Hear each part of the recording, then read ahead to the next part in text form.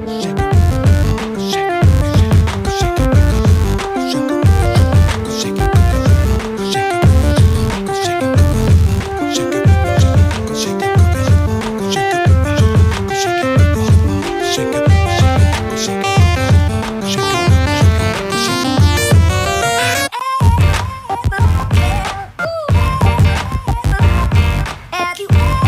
episódio extra aqui do Ponto de Vista Podcast para a gente falar um pouco sobre a questão política do estado do Maranhão, não é, Ricardo Becker? Eleições no estado e eleições no município de Açailândia, na região ao qual Açailândia está inserida, consequentemente subate um pouco lá em Imperatriz, tudo interagindo para que a gente, e eu digo a gente, essa imensidão de pessoas querendo saber o que de fato vai acontecer na política eleitoral para 2026. E a Açailândia está super aquecido. E o que eu posso dizer é simples, né? É um laranjal doido, velho. Cara, a 2026 é um laranjal doido. A política do Maranhão, ela se tornou um problema muito sério agora. Muita discussão jurídica. De conveniência, né, cara? Sempre foi uma política de eleição, conveniência, né? Sempre foi uma política de conveniência, mas parece que esse ano, principalmente eu sinto isso na nossa região, porque a nossa região ela se tornou uma região muito estratégica politicamente. Então, ou a população começa a perceber essa importância que a região existia. Que nós temos no cenário, né? No cenário. E aí, parece que todo mundo, de repente, ficou de olho. Olha que interessante, Heron, e eu vou ser bem breve. Vamos lá para a política eleitoral construída dentro da Câmara de Vereadores, né? Lá nós temos Lucas Alves, Aristeu Gomes. Se a gente traçar um paralelo, eu acredito que o Aristeu venha realmente como rolo compressor e não dando chances para outro candidato que tente representar a Câmara de Vereadores. Eu falo isso com muita propriedade. Você veja bem, enquanto o Lucas visita candidatos, né, pedindo que esses candidatos eles migrem de um ponto de federal para estadual, para que ele possa reinar absoluto no Partido Republicano, né, porque ele vai ser obrigado a ter como parceiro partidário ninguém mais, ninguém menos que Aloysio Souza. Então, veja bem, Lucas Alves, deputado federal, Aloysio Souza, deputado estadual, no mesmo partido. Para fazer aquela chamada casadinha. Exatamente. Você me pergunta, como é que é isso, Ricardo? Aloysio, ele, ao invés de funcionar positivamente para o Lucas, ele vai funcionar negativamente. Por isso eu estou entendendo... Baseado em que você tem essa opinião que o Aloysio ele pode funcionar negativamente? Porque é o seguinte, nós temos o Aristeu, nós temos Marli Alves, do deputado federal, né? E vamos buscar mais aí. Visitando a cidade, temos Juscelino Filho, vai falando aí os outros que tem aqui. Hildo Rocha. Aí temos Mariana, que até agora não disse, mas é candidata a deputada federal. O sonho dela é Brasília, sempre foi a prefeitura de Imperatriz. Nós temos JP, que é presença. Presença constante na cidade, entre outros. Nós temos ainda Duarte Júnior, que também tem um trabalho muito bom. Trouxe muita coisa para a Açailândia. Então, assim, a gente tem um grupo pesado demais. E a gente vê o Lucas visitando candidatos e pedindo que esses candidatos saiam de um ponto para outro para que fique com a sua sistemática mais aberta, soa estranho. O Lucas, ele defende uma pauta altamente conservadora, mas já foi visto com a antiga Daniela Tema, que agora é Daniela Gentil, já foi visto com Aloysio Mendes, que é do partido dele, que agora apoia Brandão, porque ele certamente vem apoiando o Braide. Então eu acho que tem muita água para rolar embaixo dessa ponte. Marli Alves, ela é literalmente antagônica. E ela tem crescido muito. A Marli, ela tem crescido muito. Ela pontuou em todas as pesquisas de consumo interno. Não é à toa que a Aloysio Souza fez um convite para ela não vir candidata. Lucas Alves fez um outro convite a ela para que ela migrasse de federal para estadual. Ou seja, aí tem. Então Marli vem, fiel da balança, totalmente antagônica, não pede nem despede ninguém, Fica aí, eu vou fazer a minha política aqui e eu poderei surpreender. Quando a gente vê Aristeu Gomes, a gente vê um outro problema com Aristeu Gomes. Aristeu Gomes, PL, segurando o seu registro político, o seu mandato né? de vereador, mandato de vereador, tá em que a gente xeque. sabe também que o mandato não é do Aristeu, né? O mandato é do partido. Então, a gente vê um partido segurando o Aristeu, a gente vê um outro partido querendo o Aristeu, a gente está falando aqui do União Brasil, né? A gente vê um Aristeu sendo cobiçado pelo Rueda, que é o presidente nacional do União Brasil. E o Aristeu, por que eu falo que ele vem como rolo compressor, ele e Marli? Mas vamos falar dele especificamente. Por que eu acho que ele vem como rolo compressor? A gente sabe que ele é um forte candidato a assumir a presidência. E ninguém está falando sobre isso. A assumir a presidência da Câmara agora no final do ano. Quando nós fazemos quando nós colocamos aqui uma análise, analisamos os números friamente de todos os políticos que estão são pré-candidatos e que têm ensaiado uma vinda, o Aristeu é o nome mais forte, que é o cara que tem voto de fato, que foi o vereador mais bem votado do município. Sabe onde estão os votos? Que tem um discurso muito, embora seja um discurso agressivo, mas ao mesmo tempo muito bem pautado contundente demais, né? Contundente com aquilo que a sociedade de fato precisa. Diferente do Lucas Alves, quando você pontua o Lucas Alves, o discurso do Lucas é muito cheio de... Repara, cheio de dificuldade de entendimento. Porque já o do Aristeu não, ele fala da CAEMA, né? Como é que vai ser agora o comportamento do Lucas Alves na CAEMA, sabendo que o seu tio é o diretor, é o coordenador geral de Açailândia? O mesmo aconteceu no SAI. Entendeu? É o mesmo. Como é que vai comportar? Aquela crítica vai ser... E aquelas análises, aqueles laudos que ele diz que o cano é isso, que o cano é aquilo, não reflete a verdade. Então, assim, fazendo uma política, literalmente, uma política, não vou usar o termo mentirosa, né? Porque eu não vou chamar ninguém de mentiroso, mas usando fazendo uma política apelativa. Confusa. Apelativa. Apelativa. E já o Aristeu, ele nasce esse ano, no ano passado, como político, mas sabe muito bem o que quer e tem literalmente administrado isso. A gente sabe por A mais B que hoje Aristeu tem 6 vereadores na manga. Se o Aristeu conseguir mais 3, faz 9. Eu não tenho dúvidas alguma. Em 3 chapas, Aristeu pode se consagrar presidente da Câmara. Porque o bom relacionamento, e é importante falar isso, o Aristeu ele tem um bom relacionamento com a Câmara Municipal de Vereadores. Todos gostam dele. Como gostam também, aprenderam a gostar do Lucas Alves. O Lucas Alves é um potencial também, não estou dizendo isso, mas para essa eleição soa confusa a sua candidatura. Ele precisa melhorar mais isso, né? Essa questão das pautas. Quer ver um exemplo? Eu estive em São Luís, né? Conversei com o Fernando Braide. Eu tenho boa relação com o Braide. Se você me perguntar, Ricardo, tu é Braide? Não sou Braide. Não sou Braide. Porque Braide, para mim, é mais do mesmo. Eu gosto do Braide, já fiz trabalho jornalístico com o Braide, e o Braide, para mim, é mais do mesmo, entendeu? Eu não posso excluir ou apagar o que eu vi o governador fazer pela massa pobre do Estado. Fale quem quiser falar, se quiser vir para cá debater esse tema aqui. Isso é uma discussão que o ponto de vista tem analisado isso. Não é isso? A gente tem buscado essa informação do que o governo fez, do que os governos maranhenses deixaram de fazer. O ponto de vista já vem analisando isso há muito tempo e não é agora que nós... em quê?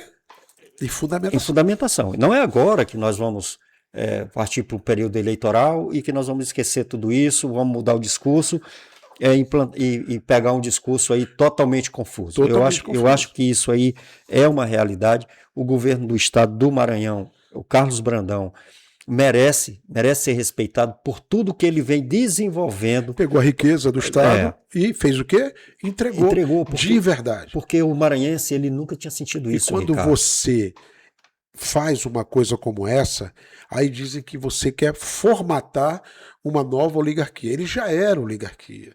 Ele não quer formatar nada. A família Brandão já era uma oligarquia. O que ele fez foi, inteligentemente, se associar a uma família muito forte, porém fazendo diferente. Porque essa família forte não fez quando tinha condições de fazer. Existe uma crítica que o Brandão carrega sobre os ombros, que é o fato de ter sido apoiado pelo Flávio Dino. Isso é algo que o Maranhão... O contrário. É, O contrário. mas, O Flávio Dino foi atrás dele, buscando apoio mas, para mas, se eleger. mas após o Brandão ser eleito, aí o Brandão foi taxado como um cara de esquerda e tudo, e ficou aquela E fique situação. claro que não é, né? Então, quando o Brandão assume o governo do Estado, muitas pessoas criticaram ele exatamente por isso. Ah, mas ele faz parte do núcleo do Flávio Dino, que ele vem e rompe com esse núcleo do Flávio Dino e começa a fazer essa política e começa essa briga toda no Estado, que já é de conhecimento de todos. Só que agora está acontecendo uma coisa muito intrigante. As pessoas querem apoiar o Braide, que agora recebe o apoio do Flávio Dino. Aparentemente, que não tem nada comprovado. A gente precisa entender a briga do Braide. Onde é a cabeça do Maranhão? A gente precisa entender a briga do Braide com o Dino, lá no passado, quando ele era deputado estadual. As pessoas esquecem isso, mas eu não esqueço não. Entendeu? Foi naquele governo que estourou a famosa máfia de Anajatuba, ao qual quem aparece no centro, no ápice, no centro daquele conturbado imbróglio, Eduardo Braide. A família Braide. Entendeu? Então, mais do mesmo. Ah, mas eu estou acusando o Brandão da extensão da litorânea, 235 milhões. Aí vamos lá, vamos destrinchar isso. Não foi os 235 milhões que foram desviados.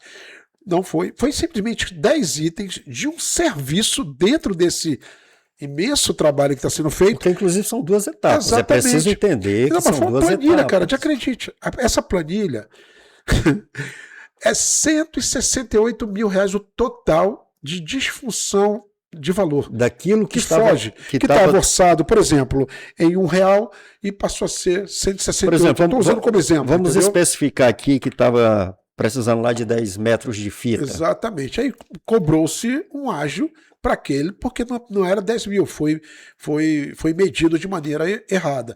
Aí as pessoas não falam sobre isso. Aí eu fui no TCU, busquei, porque lá é TCU, né? Porque o dinheiro é federal, fomos lá, tal. E aí a gente descobre que não é o que estão falando. Hoje o Ministério Público disse que não há nenhum indício para poder caçar ou ofertar cassação ou formatação de uma comissão processante dentro da Lema, porque ficou caracterizado como perseguição política. E isso já foi cantado por nós aqui, que não ia acontecer absolutamente nada. Isso é até um assunto interessante, porque você me lembrou o fato que tem acontecido dentro de Açailândia, já que a gente começa a falar. O presidente Feliberg está passando por uma situação semelhante a isso, Ricardo. O Feliberg, a gente foi atrás das acusações dos ataques sofridos por um determinado blogueiro, né? Que a gente sabemos que esse blogueiro foi, um tempo atrás, falar para ele que o valor para parar os ataques era X. Desconstruindo tudo que ele está fazendo. Aí nós saímos em campo e fomos falar com as pessoas envolvidas com ofertamento de processo, com processo, e as pessoas disseram, não há absolutamente nada que desabone a conduta judicial, do presidente da Câmara, Feliberg Melo. O que há são o quê? Aquilo que a gente já falou há bastante tempo, termos que ele está ajustando a sua conduta para que a prestação de contas essa fiscalização é importante que as pessoas saibam que o termo de ajuste de conduta ele é uma coisa permanente. Permanente, porque a fiscalização ela é permanente. A Luísa Souza teve justamente conduta, o Ceará, vários, vamos lá, Anselmo, vários. O Feliberg teve. Tá errado aqui. Vereadores tiveram, sabidamente nós tivemos ali. E por quê? Porque a diária ela é real, ela pode. Aí, o que ela fere? Ela fere a razão. Exagerou o Ministério Público. Aí o que? Ajustaram as condutas e nunca mais aconteceu. Então Heron, para você ter uma noção como está um imbróglio político, por exemplo, Hildo Rocha perde a Luísio e chama a doutora Vera para coordenar sua campanha em Açailândia e na região. Doutora Vera agora, há poucos dias atrás, quem sabe, deu um sonoro não, para uma vaga na indústria e comércio da cidade. Deu um sonoro não e está aí agora apoiando o Hildo Rocha e vem como coordenadora de campanha. Inclusive tem um tema ligado à Secretaria de Indústria e Comércio. Não, junto com ela, interessante falar. 4 vereadores. Junto com ela vem 4 vereadores de mandato. Então, claro, 4 vereadores, redundante que eu falei. 4 vereadores. Aí a gente pega aí os candidatos a deputado, voltando no deputado federal. Temos Lucas Alves, Aristeu Gomes, aí a gente chega no Jardel Bom Jardim. Eu gostava do Jardel Bom Jardim quando ele era anti-mecanismo. Mecanismo foi uma palavra que ele inventou. Alguém foi lá, fez um vídeo e colocou o nome Inclusive, ele mecanismo. Fez, junto com o Lucas Alves, ele tem um vídeo. Exatamente. E isso é triste, porque hoje, por isso que eu falo, você calcula o que tu vai dizer e veja quais são as reais intenções tuas na política. Se é se tornar um político, me chama a atenção ele não gostar de imprensa. Se tu quer crescer na política, desculpa, você precisa ter a imprensa do teu lado. Você precisa literalmente mandar sinais. Precisa se comunicar. Isso. Porque olha que interessante. Nós estamos vendo aí ele convocando várias pessoas, vários jovens para um cadastramento para ganhar R$1.000. Com 6 horas aí, meio expediente de trabalho. Mas ele também deixou de cumprir metas e prazos de uma coisa ainda maior. Perdemos aí entre 4 e 6 mil vagas para jovens de 17 a 25 anos, universitários em potenciais, que teriam uma renda aí oscilando entre a um salário mínimo e meio. Oscila entre 1.000 e 1.800. Exatamente. No final. Exatamente. Alguns casos chegam lá em depende muito cima. do que ele vai, onde esse cara vai trabalhar, entendeu? A política salarial daquele lugar. Então, ele perdeu. O Jardel deixou. Falta de conhecimento. Falta de atenção. Mas isso é ruim? Não. É só posicionamento. O Jardel ele vai ter que explicar para a sociedade por que ele mudou. Eu gostava do Jardel antimecanismo. Eu não gosto do Jardel, uma coisa para você. Jardel de agora, porque o Jardel de agora ficou superficial demais, cara. Eu, particularmente falando, eu acho que o discurso mais fácil de ser combatido de todos os candidatos que hoje se apresentam, pré-candidatos, alguns nomes que ainda nós não citamos aqui, que tem Luísa da Friago, que não foi citado, tem ainda uns 2, 3 nomes que nós não citamos. Mas deixa eu só pegar essa pedaço. Só para eu... Antes de tu entrar na Luísa, deixa eu só pegar esse pedaço. Não vou entrar no caso da Luísa, só para mim entender, só para a gente concluir esse raciocínio, que de todos os discursos que já escutamos por aí, o discurso mais fácil de ser combatido é do Jardel, exatamente porque é também um discurso muito distorcido da realidade. Da realidade. E tu falou tudo. Só para tu ter uma noção. Ele apoiou um candidato que hoje ele quer tornar secretário no lugar dele de Indústria e Comércio. Caso fracasse esse rapaz, ele quer indicar o irmão dele, não abre mão. Se eu fosse o Jardel, eu indicava a Ivaneide. Para ficar menos feio para ele. Por que eu falo isso? Mas essa indicação no parte do prefeito, Sim, não teria mas o prefeito se eximiu. Que fazer Escuta, essa indicação. O prefeito se eximiu. Olha que interessante. Jardel indica para vereador o doutor Rafael Neves. Quem lembra? Doutor Rafael Neves. Lembro. O Jardel vai para a campanha do Rafael Neves, doutor Rafael Neves. Conclusão da eleição. Quantos votos o doutor Rafael teve? 293 votos exatos. Isso mostra muito como, olha para mim, Heron, isso mostra muito como a sociedade encara esse novo Jardel mecanismo. E torna-se perigoso ele vir para uma campanha com 2 erros crassos. Não gostando de imprensa, não gostando do apoio da imprensa, falando muito mal da imprensa, e eu dou razão para o Newton César quando fala que ele desrespeitou a gente, né? Não gostando de imprensa perto dele, igualmente a outro secretário que também tem ojeriza, que apoia um deputado federal que é altamente midiático, aí não gosta de imprensa, e o pior erro crasso, dando esse sinal para a sociedade de que deixou o prazo terminar, porque não conhece das suas prerrogativas como indústria e comércio de uma parte tão poderosa. Eu nos últimos anos, eu me atrevo a dizer que, vou até ser criticado aqui, mas nos últimos anos, nós tivemos um secretário de Indústria e Comércio no município que ele se preocupava muito com essa questão de números, claro, baseado no seu conhecimento jurídico, que foi o doutor Marcelo Santana. O Marcelo ele ficou à frente da Secretaria de Indústria e Comércio durante um período curto, mas ele tratou de organizar principalmente essa questão de datas, números, documentação, porque parece que é praxe a Ceilândia perder esses prazos, por falta exatamente disso, de conhecimento técnico. Eu sou empresário, eu tenho uma quitanda ali, eu vou ser o secretário de Indústria e Comércio. Tem Não nada basta, a ver, né? Não tem nada a ver. Você precisa conhecer os programas que regem aquela parte. Você quer ver um grande exemplo? A gente estava falando aqui de candidatos que vão fomentar outras candidaturas. O Josimar de Maranhãozinho, isso que eu tava o Josimar de vendo. Maranhãozinho, ele é protagonista. O Josimar de Maranhãozinho, ele é protagonista. Ele não abre mão do protagonismo. É um cara que não abre mão do protagonismo. Dino vai lá e dá uma ferrada nele. Mas aí já se especula que o Dino está segurando ele, segurando o Juscelino Filho. E por isso o Juscelino Filho sai do União Brasil, corre para o PSDB para vir apoiando o Braide. Vai acontecer isso. Eu não estou falando nenhuma besteira aqui. Vai acontecer isso. Mas por que Juscelino larga a mão de Brandão e vai para o Braide? Por que Josimar de Maranhãozinho ainda insiste em dizer: eu não vou apoiar Brandão, mas eu vou apoiar quem vier? E já conjectura-se também dois caras que têm problemas jurídicos apoiarem o Braide. Tem que pensar, pô. Aí agora ele lança a sua sobrinha, que tem o nome.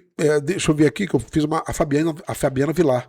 A Fabiana Vilar, ela vem já cobrando da Luísa do Freago, que tem um futuro político legal. Já falei isso para a Luísa, nós falamos para a Luísa, você tem um futuro político. O PL precisa te encarar como uma candidata à política da cidade de Açailândia. Mas a Luísa vem como o quê? Como um apoio para a candidatura da Fabiana Vilar. Vai conseguir, porque a Luísa sabe fazer política como ninguém, e também é outra que pode surpreender caso ela venha, pode se tornar uma suplente, assim como o Benjamin se tornou um suplente. Porque encararam o Benjamin como fraco, o Benjamin vai lá jogar 14 mil e mais 10 mil fora da cidade. Eu acho que Luísa ainda não, inclusive nós falamos disso agora, a Luísa nesse momento, a Luísa ainda não mostrou todo o seu potencial. E eu acho que um dos grandes problemas que cercam, né, que prendem a Luísa, são esses apadrinhamentos, essas coisas, essa política que é desenvolvida pelo Josimar, que tem um certo controle da situação, embora a Luísa já externou que o Josimar dá plena liberdade para ela trabalhar na região. Só que o que nós vemos é que o Josimar ele tem as suas próprias costuras lá por cima. Sim, e essas costuras ela não faz parte, cara. E ela acaba deixando de se envolver porque ela é muito mais centrada politicamente, ela é muito mais ponderada.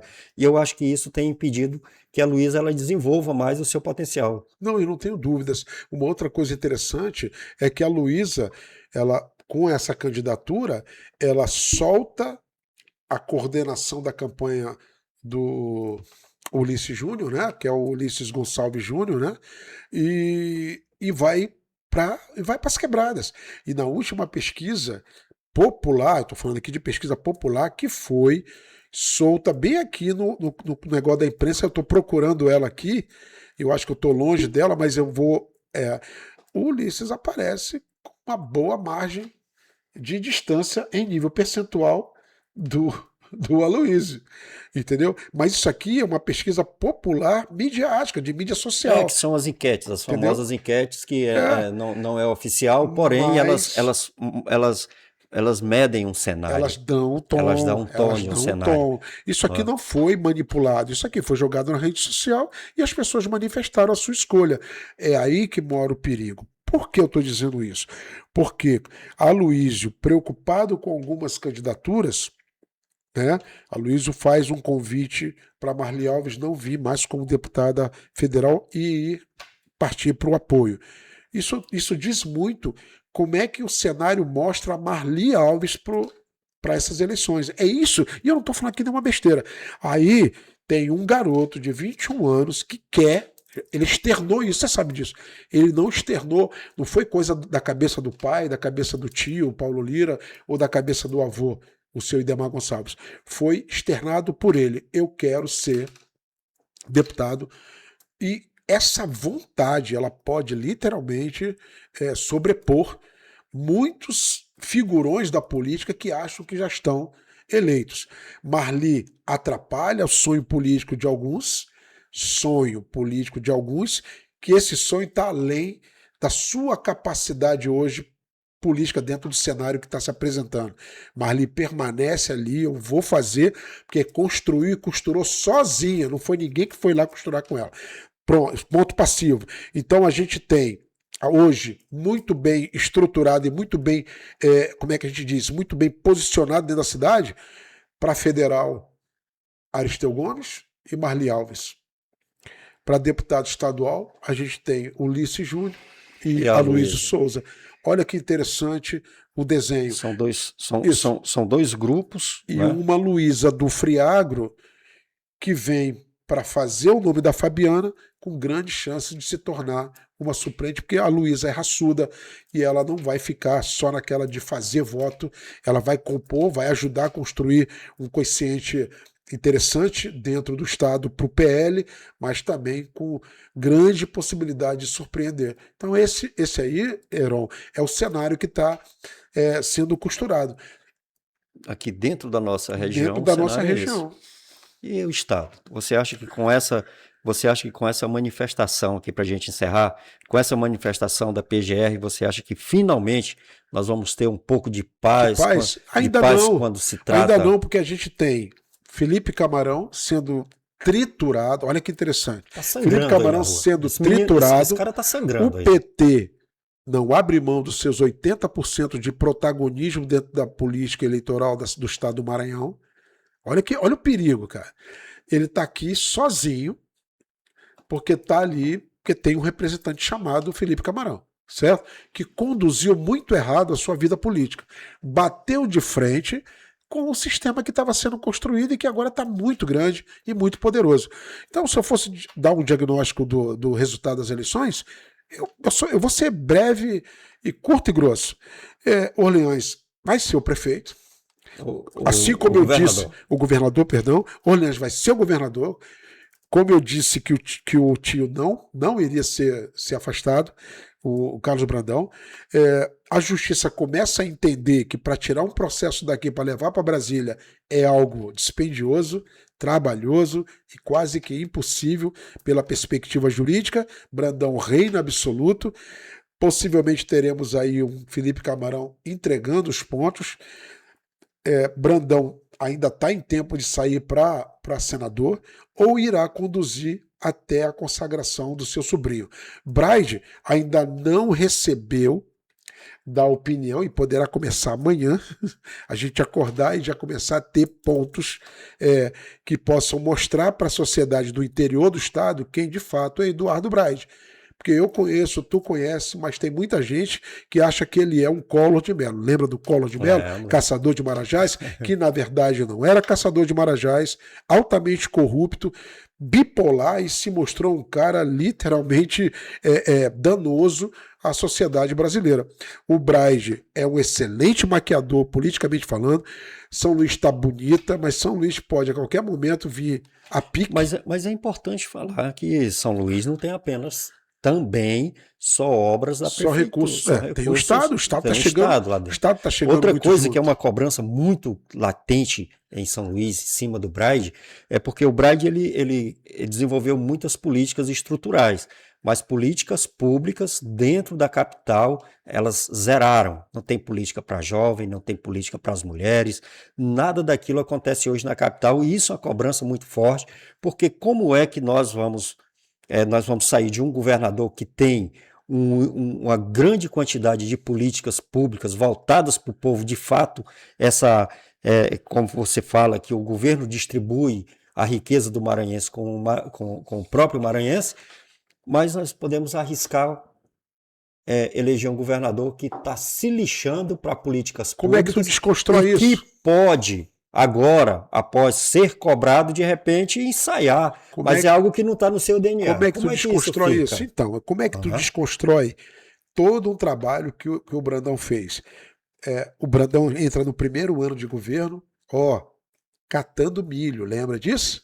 Não tinha dinheiro para consolidar obras das escolas, foi muito criticado. por vereadores da nossa cidade que erroneamente criticaram, tentaram fazer disso aqui o Wellington do curso veio aqui, tentou fazer fazer um palco, montar, né? Fazer um palco, não conseguiram. Brandão entra para o seu segundo ano de mandato com superávit lá em cima, porque trabalhou para isso acontecer. Isso precisa ficar claro. Planejou. Quando ele estava catando milho, ele estava planejando um superávit altamente rentável, e teve. E o segundo ano, tá aí. E o terceiro ano, tá aí. Ou seja, nós estamos trabalhando com 3 anos de pura prosperidade popular. Eu não estou falando aqui de oligarquias ficaram chateadas. E aí, onde a gente volta para a gente encerrar aqui, a gente volta naquela palavra do Sebastião Madeira quando sentou conosco aqui, onde ele fala que a necessidade do maranhense, devido a essa ausência de políticas públicas, era tão grande que, por mais que o governador Carlos Brandão faça, injete, ainda vamos ficar devendo. E a sensação que o maranhense tem é dessa, que está faltando sempre alguma coisa, mas é porque lá atrás deixaram de fazer muito. É uma dívida que o Estado tem com o maranhense antiga, não é uma dívida nova. E tu falou bem aí o Sebastião Madeira. Sebastião Madeira, o Lício Júnior vai ser muito ajudado por esses candidatos de fora que vão tirar lascas daqui. A gente resta saber qual é o partido que ele vem. Qual é o partido que o Lício Júnior vem? É o PL? Qual é o partido? Porque agora o PL dá uma... Você está entendendo? Né? O PL agora, o Maranhãozinho, ele começa novamente... Essa é uma incógnita. Né? Porque ele volta para esse protagonismo e aí ele mexe em alguns setores e isso pode... Mas o Aloysio não está mal, o Aloysio está bem. Quem não está muito bem na foto na cidade é o Jardel. Porque o Jardel insiste em nomear o secretário de Indústria e Comércio depois de um fracasso desse de deixar de fora 4 mil pessoas com geração de renda. O Jardel, quando você analisa a trajetória política do Jardel, aquele Jardel que conseguiu 18 mil votos, ele não existe mais. Não existe mais. Aquele era um antimecanismo. Então aquele Jardel ele não existe mais. Ele mudou esse discurso, ele perdeu esse público que votou nele, porque esse eleitor que votou naquele Jardel antissistema, ele já não, esse cara não existe mais, mas essas pessoas elas continuam com a sua opinião. E aí o Jardel vem para dentro do sistema. Quando ele vem para dentro do sistema... Ele mesmo se enfraqueceu. Aí o que acontece? Está chegando aqui um cara que era contra nós, que nos xingou no ano passado e agora está querendo colher aqui. Como é que eu vou aceitar esse cara? Não é bem aceito. Eu tento voltar... A própria imprensa rejeita, né, cara? O exemplo só a imprensa, né, cara? Essa população do Aloysio, que foi chamada de condutores do sistema, porque são os eleitores, são os condutores, né? O povo é o condutor. Ele chamou o povo de quê? De um condutor que alimentava o sistema. Que agora ele quer. Ser alimentado. Você está entendendo qual é o negócio? E agora ele quer ser alimentado. Exatamente. A gente não está fazendo crítica para destruir o Jardel, mas a gente está fazendo uma crítica porque a rua está falando. A rua está falando isso. A gente só está trazendo o recado da rua e externando aqui para quem nos ouve, para quem nos lê, para quem vê a gente falando. E o grande detalhe é que aí o Aloysio está muito bem. O Aloysio hoje é um cara que puxa voto, a gente pode falar o que quiser, mas o Aloysio é um cara que puxa voto, tem bons coordenadores que sabem fazer a coisa acontecer, né? Mas tem sobre si, né, apoiadores que podem manchar isso. Na contramão disso, na contrapartida disso, chega um garoto que quer ser político, tem uma família pesada por trás. Um sobrenome muito bem avaliado. Muito bem avaliado. Outra coisa, sem problemas financeiros, sem amarras financeiras, não vai pedir nada a ninguém, a não ser aos recursos construídos ao longo dos anos por sua família. E aí, quem é que tem mais chance de se eleger? Tá evidente, né? Tá evidente. Esse é o seu ponto de vista, um episódio extra para nós aquecermos aí o nosso canal.